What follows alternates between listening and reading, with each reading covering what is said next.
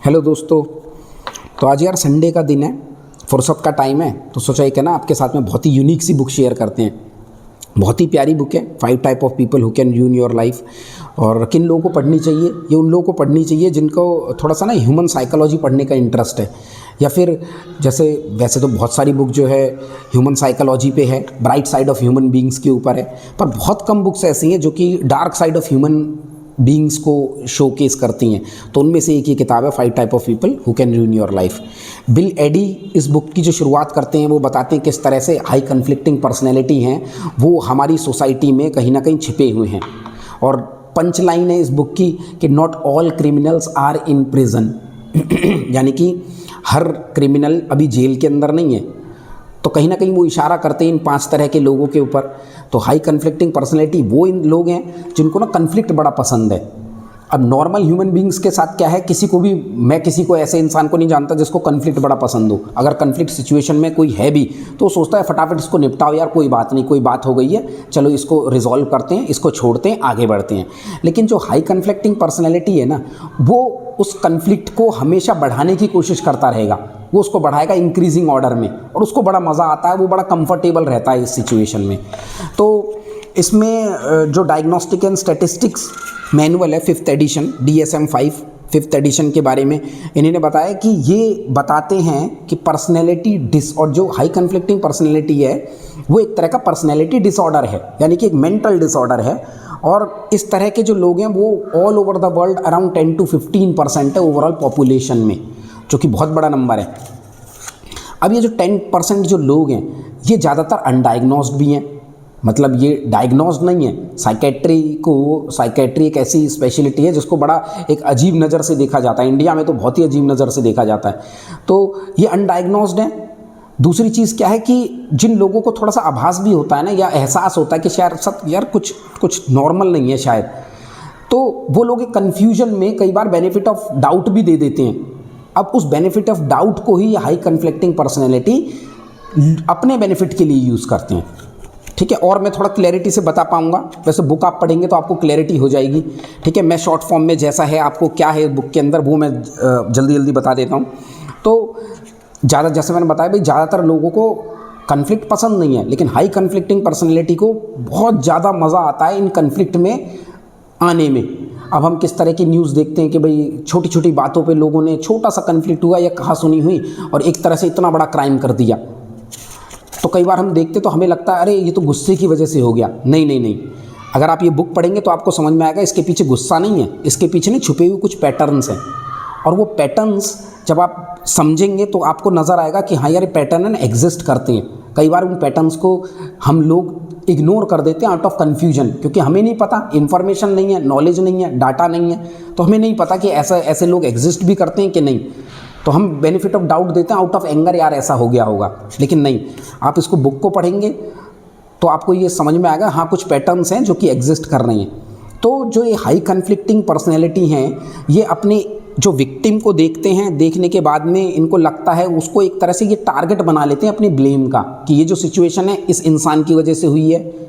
अब वो अटैक करना स्टार्ट करते हैं, कभी कभार वर्बली, जैसे भाई वर्बली गाली गलौज करना स्टार्ट कर दिया, फिजिकली हाथापाई करनी स्टार्ट कर दी उसके साथ में, इमोशनली कुछ और करना स्टार्ट कर दिया, या फिर भाई ह्यूमिलिएशन उसका स्टार्ट कर दिया, तो फाइनेंशियली उसको दिक्कत देनी स्टार्ट कर दी। तो कन्फ्लिक्ट को और बढ़ाते जाना, ये इस तरह का इनका मोटिव है हाई कन्फ्लिक्टिंग पर्सनैलिटी का। तो 5 तरह के जो लोग हैं उसकी शुरुआत वो करते हैं। सबसे पहले नार्सिसिस्ट HCP। जो नार्सिसिस्ट नाम ही बता रहा है कि इनको क्या लगता है कि वी आर दी बेस्ट, मतलब हम सुपीरियर हैं सबसे, मतलब कोई भी इस दुनिया का आदमी मेरे से ऊपर नहीं है। और इसी वजह से इनको इंसल्ट करने में बड़ा मज़ा आता है लोगों की, इनको ह्यूमिलिएट करने में बड़ा मज़ा आता है। और जो है भाई एज़ पर DSM-5 जो है इनकी जो एम्पैथी लेवल जो है वो भी बहुत लैक करता है। दूसरा जो ये बताते हैं वो है बॉर्डरलाइन HCP। बॉर्डरलाइन HCP जैसे नाम बता रहा है बॉर्डरलाइन HCP, तो इनके बहुत फ्रीक्वेंट मूड स्विंग्स हैं। अभी तक बिल्कुल ठीक थे, एकदम से ही गुस्सा एकदम ऊपर, अभी तक बिल्कुल ठीक बात कर रहे थे, एकदम से ही अपशब्द गाली गलौज करनी स्टार्ट कर दी। तो ये बॉर्डर लाइन HCP, आप देखो रोड पे देखो, अगर कोई हम देखते हैं ऐसे इंसिडेंट या वीडियोज़ आती है कहीं गाड़ी टच हो गई तो एकदम से ही लोग जो हैं वो मारपीट करने के लिए स्टार्ट हो गए। छोटे छोटे इंसिडेंट पे लोग कर रहे हैं और वो बहुत ज़्यादा बढ़ा दे रहे हैं उसको, सिचुएशन को एक्सट्रीम कर दे रहे हैं। कभी कभार यकीन करना ही मुश्किल हो रहा है कि यार ऐसे कैसे कर दिया इसने, पर उनके पीछे कहीं ना कहीं वो पैटर्न एग्जिस्ट करते हैं। तो वो जो राइटर बता रहा है उसमें पैटर्न वो बड़ा आपको इन्फॉर्मेशन मिलेगी। फिर तीसरा ये बताते हैं एंटी सोशल, यानी कि डोमेस्टिक वायलेंस में बहुत ज़्यादा इन्वॉल्व होते हैं, अपनी फैमिली मेम्बर्स पे ही अपने मतलब उनके साथ में ब्रूटल हो जाना या फिर हाथापाई करना। फैमिली जो वायलेंस है, डोमेस्टिक वायलेंस, उसमें इन्वॉल्व होते हैं, या फिर झूठ बोलना, चोरी चकारी, इन सब में इन्वॉल्व होते हैं एंटी सोशल। या फिर कहीं जॉब कर रहे हैं तो वहाँ गलत इल्लीगल कामों में इन्वॉल्व होते हैं। पैरानॉइड HCP जो कि बहुत सस्पिशियस है, इनको क्या लगता रहता है कि कोई ना मेरे खिलाफ शायद कॉन्स्पिरेसी कर रहा है, ये दुनिया ना मेरे अगेंस्ट में है, मैं अभी तक लाइफ में अच्छा कर जाता लेकिन क्या हुआ कि यार उनकी वजह से ना कुछ गलत हो गया मेरे साथ में, लेकिन उससे पहले कि वो मुझे अटैक करें मैं कुछ ना कुछ अपनी स्ट्रेटेजी बनाता हूँ। तो इस तरह से पैरानॉइड HCP का भी एक अलग ही अपनी दुनिया का कंसेप्ट है। हिस्ट्रायोनिक HCP, ये बड़ी ड्रामेटिक पर्सनैलिटीज़ हैं, ज़ोर ज़ोर से चिल्लाना, रो रो के अपनी बात बताना, इंटेंस इमोशन के साथ में अपनी बात बताना और लोगों को कन्विंस कर देना कि मैं अपनी जगह सही हूँ। तो ये हिस्ट्रॉनिक HCP, इसके बारे में आप पढ़ेंगे तो बहुत ही डार्क साइड है एक ह्यूमन बींग्स की। कई बार जब आप देखोगे तो कुछ ना कुछ आपको रफ आइडिया इस तरह के लोगों को लगेगा जो कहीं ना आपसे टकराए हैं, जो मुझसे भी टकराए हैं, तो आपको बहुत क्लैरिटी होगी।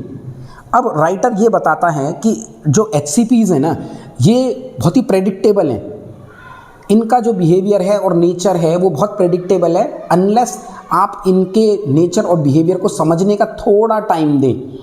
तो राइटर बहुत अच्छी एक एडवाइस देते हैं जो कि मैं इसमें बताऊंगा एडवाइस को। लाइफ से रिलेटेड कोई भी बड़ा डिसीज़न एकदम से जल्दबाजी में कभी मत लीजिए। फॉर एग्जांपल भाई, अगर मैंने कोई बिज़नेस स्टार्ट किया और मैं किसी को बिज़नेस पार्टनर को इन्वॉल्व करना चाहता हूँ, तो मेक श्योर कि आप उसकी पर्सनैलिटी के बारे में अपसाइड डाउन हर चीज़ जानते हों। कई बार जल्दबाजी में हमें लगता है कि नहीं यार ये इंसान तो सही है, ये तो बहुत बढ़िया है, तो फटाफट स्टार्ट करते हैं। फिर जब वो पैटर्न हमारे सामने आते हैं तब तक टाइम बहुत निकल जाता है, 6 महीना 1 साल। तो राइटर कहता है कि आप 6 महीने से 1 साल दीजिए किसी भी इंसान को। आपकी लाइफ में अगर वो मेजर रोल प्ले करने वाला है तो फिर उसको टाइम दीजिए। जैसे कि अगर कोई इंसान किसी के साथ रिलेशनशिप में है और उन्होंने डिसाइड किया कि हम शादी कर लेते हैं, तो टाइम दीजिए उस शादी को, मिनिमम 6 महीना, मिनिमम 1 साल कहीं। और जो 6 महीने 1 साल क्यों देना है, क्योंकि हो सकता है वो पैटर्न आपको नज़र आए। HCPs जो होते हैं, हाई कन्फ्लिक्टिंग पर्सनैलिटी या फिर पर्सनैलिटी डिसऑर्डर्स वाले जो लोग हैं, ये बहुत ही खूबी के तरीके से अपनी पर्सनैलिटी को छुपा लेते हैं। लेकिन अगर आप टाइम देंगे तो बहुत लंबे टाइम तक ये नहीं छुपा पाते हैं। और पैटर्न जो हैं वो बहुत आइडेंटिकल होते हैं। वो पैटर्न अगर उन्होंने आपको 3 महीने पहले कुछ दिखाया तो 6 महीने पहले भी कुछ ऐसा ही पैटर्न नज़र आएगा, फिर 8वें महीने पे भी कुछ ऐसा ही पैटर्न नज़र आएगा। तो आपके लिए आसान हो जाता है अपने आप को बचाना और अपने जो जानकार लोग हैं, रिलेटिव हैं, यार दोस्त हैं, उनको बचाना। दूसरी एक एडवाइस, बहुत ही बढ़िया एडवाइस जो देते हैं राइटर, वो ये कहते हैं भैया ये बुक पढ़ने के बाद ना ये मत सोचना कि अब मैं एक्सपर्ट हूँ और मेरे हिसाब से ना ये जो है ना पर्सनैलिटी डिसऑर्डर है इन लोगों को, ऐसा नहीं करना है। ठीक है, हमारा काम सिर्फ इतना सा है कि अपने आप को अवेयर करना, सोसाइटी को अवेयर करना। हमें लगता है कि हाँ, अगर किसी में अगर पर्सनैलिटी डिसऑर्डर हमें लग रहा है तो हमें उसको कन्फ्रंट नहीं करना जाके। हमारा काम उसको कन्फ्रंटेशन या फिर उसको ठीक करने का नहीं है। हमारा काम सिर्फ इतना सा है कि अपने आप को बचाएं और अपने जानकार लोगों को बचाएं, दैट्स इट। तो बहुत अच्छी बुक है। उसके अलावा और भी काफ़ी रूल इसके अंदर बताते हैं जो राइटर हैं। एक बहुत ही ज़बरदस्त जो रूल उन्होंने बताया थी, 90% रूल। 90% रूल के हिसाब से क्या है, इन लोगों को आप जो भाई आइडेंटिफाई करना भी आसान है, ऐसा नहीं है बहुत ज़्यादा मुश्किल होगा। कई बार ये एकदम से आपको हिंट दे देते हैं। ये वो चीज़ों में इन्वॉल्व होते हैं या वो ऐसा बिहेवियर को पैदा करते हैं जो कि 90% लोग कभी नहीं करेंगे। फॉर एग्ज़ाम्पल 90% लोग अगर रोड पे चल रहे हैं तो अगर किसी की गाड़ी टच हो गई तो 90% लोग हाथापाई नहीं करेंगे। अगर फॉर एग्जाम्पल मेरी गाड़ी अगर किसी से टच हो गई तो मैं बाहर निकलूँगा, ज़्यादा से ज़्यादा क्या बोलते हैं लोग, अरे यार तुम देख नहीं रहे, इंडिकेटर मैंने दिया हुआ था, मैं हॉर्न बजा रहा था, ठीक है, देखना चाहिए था यार, हाँ अब बोल रहे हो। बस इतनी बात करेंगे, थोड़ा सा बड़बड़ाएंगे, फिर अपनी गाड़ी में सीट पे बैठ जाएंगे, चल देंगे, क्योंकि उनको पता है ठीक है यार कोई नहीं, हो गया थोड़ा सा, उसने नहीं देखा, मैंने नहीं देखा, गाड़ी टच हो गई। 90% लोग कभी भी गाली गलौच नहीं करेंगे। 90% लोग कभी भी उसके बोनट या बम्पर पे मारना, हाथ पैर घूंसे लात मारना स्टार्ट नहीं कर देंगे, जो वीडियोस में हम देखते हैं लोग किस तरह से हरकतें करते हैं। 90% लोग पार्किंग के लिए लड़ने के लिए स्टार्ट नहीं हो जाएंगे, तो 90% लोग इसमें इन्वॉल्व नहीं होंगे। 90% लोग कभी भी अगर किसी दोस्त से कोई बहस हो गई या जानकार किसी से बहस हो गई तो पब्लिक प्लेस में किसी को ह्यूमिलिएट नहीं करने लग जाएंगे। 90% लोग जो है अगर किसी बच्चे ने गलती कर दी तो उसका खिलौना नहीं तोड़ देंगे उसको पनिश करने के लिए। 90% लोग किसी भी पब्लिक प्लेस में अगर कोई क्यू लगी है, लाइन लगी है, तो उसमें से निकल के सबसे आगे लाइन पे आगे नहीं आ जाएंगे खिड़की पे, सबको ये दिखाने के लिए मैं तुमसे ज़्यादा इंपॉर्टेंट हूँ। ऐसा 90% लोग नहीं करते। लेकिन इन सब सिनेरियो में ना आप कुछ ना कुछ एक दो लोगों को आइडेंटिफाई कर रहे होंगे। ऐसा होता है, हम सभी आइडेंटिफाई करते हैं, ठीक है। तो मे बी टेंडेंसी है, मे बी चांसेस हैं कि they may be suffering from high conflicting personality और पर्सनैलिटी डिसऑर्डर्स। 90% लोग एकदम से हर छोटी छोटी बात पर रिएक्ट नहीं करेंगे, चिल्लाने नहीं लग जाएंगे, ठीक है। तो बहुत ही खूबसूरती से राइटर इसमें समझाते हैं और मज़ा आता है पढ़ के, तो आप पढ़िए। एक मेथड इन्होंने वेब मेथड भी वो बताते हैं कि किस तरह से आप उनके वर्ड्स को एनालिसिस करिए। वर्ड्स अगर किसी के अपशब्द यूज़ करे जा रहे हैं किसी भी सिचुएशन में, तो लाइन पहले से क्रॉस हो चुकी है। आप किसी भी सर्कमस्टांसेस में ये एक्सेप्ट ही नहीं कर सकते कि कोई इंसान ना मतलब ऐसे अपशब्दों का इस्तेमाल कर रहा है अपनी बात को रखने के लिए।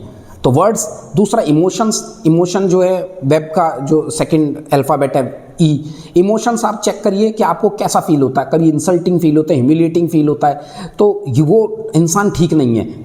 तीसरा बिहेवियर, पब्लिक प्लेस में बिहेवियर, अनजान लोगों के साथ बिहेवियर, अपने से जो छोटे लोग हैं उनके साथ बिहेवियर किस तरह का है, उससे आपको पता चलेगा, ठीक है। तो वेब मेथड बहुत ही बढ़िया मेथड। फिर उसके बाद में वो बताते हैं किस तरह से अगर आपके साथ में कोई ऐसा इंसान है जो कि भाई सफ़र कर रहा है पर्सनैलिटी डिसऑर्डर से, तो कार्स मेथड वो बताते हैं किस तरह से आप कनेक्ट कीजिए, फिर उनके साथ में एम्पैथाइज कीजिए, किस तरह से आप उसके साथ में जो है रिस्पॉन्ड करिए और सेट द लिमिट। 4 तरह के कार्स मेथड आप पढ़े, बहुत ही खूबसूरत कंसेप्ट है। और लास्ट में उसके वो बताते हैं कि भाई राइटर में जो मुझे बड़ा इंटरेस्टिंग लगा कि हमारी सोसाइटी में ना ऐसे लोग एग्जिस्ट करते क्यों हैं। क्या ये एग्जिस्ट अपने आप हो गए हैं या फिर ये कुछ सिचुएशंस ऐसी हुई हैं जिनकी वजह से ये लोग आए हैं, या कुछ गलत हुआ है, क्या है कि ये ऐसे क्यों हैं। तो भाई राइटर बहुत ही बढ़िया बताते हैं। अगर आपने इमोशनल इंटेलिजेंस पढ़ा हो या इमोशनल इंटेलिजेंस पे आपने रिसर्च पढ़ी हो या बुक्स पढ़ी हो, डेनियल कोलमैन की बहुत ही खूबसूरत बुक हैं सोशल इंटेलिजेंस, इमोशनल इंटेलिजेंस, उस पर पढ़ा हो, तो आप ये देखेंगे कि हमारा जो ब्रेन है ना, ब्रेन के 2 हेमिस्फीयर हैं। एक जो लेफ्ट हेमिस्फीयर है उसको हम बोलते हैं नियोकॉर्टेक्स, जो कि लॉजिकल ब्रेन है, जो लॉजिक्स को देखता है। राइट हेमिस्फीयर जो कि एमिगडाला कंट्रोल करता है, जो कि हमारा emotional centre of the brain है। अब कोई भी कन्फ्लिक्ट वाली सिचुएशन में क्या होता है, नॉर्मल में भाई अगर कोई नॉर्मल इंसान है तो कन्फ्लिक्ट हुआ तो क्या होगा, सबसे पहले ब्रेन में इमोशंस हाई हो जाएंगे।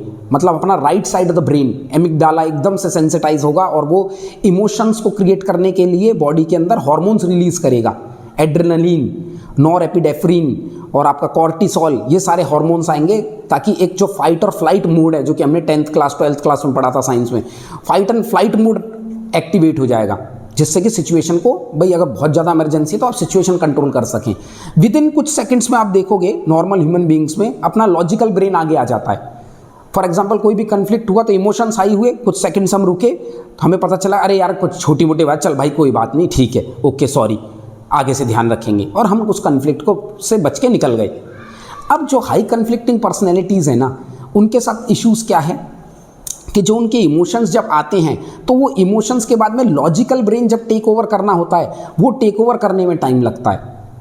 और वो क्यों रीज़न है, क्योंकि दोनों हेमिस्फीयर लेफ्ट और राइट हेमिस्फीयर जो है ये बाउंड हैं किस चीज़ से, कॉर्पस कोलोजम, जो कि 200 से 300 न्यूरॉन, 200-300 मिलियन न्यूरॉन से कनेक्टेड है।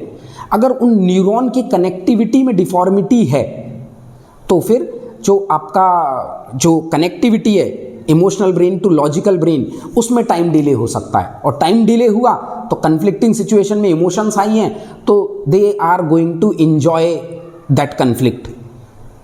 तो ये पूरी ओवरऑल थ्योरी है। इसके अलावा एक और रीज़न जो बताते हैं राइटर, वो ये में भी हो सकता है कि भाई जब ब्रेन जो है डेवलप होता है चाइल्ड का अप टू 5 ईयर, तो उसमें जब ब्रेन का जो मेजर पार्ट्स हैं जब वो डेवलप हो रहे होते हैं, उस सिचुएशन में अगर चाइल्ड बहुत ज़्यादा ट्रॉमा से गुजरा है, विक्टिमाइज हुआ है, या फिर कुछ एब्यूज़ हुए हैं उसके साथ में, फिजिकल, मेंटल, सेक्सुअल, तो उस सिचुएशन में भी कई बार ऐसी पॉसिबिलिटी देखी गई है कि पर्सनैलिटी डिसऑर्डर्स के सिचुएशन आ सकती है। तो बहुत ही प्यारी बुक है, आप पढ़िए अवेयरनेस के लिए, 5 type of people who can ruin your life, और बड़ा मज़ा आएगा। थैंक यू यार।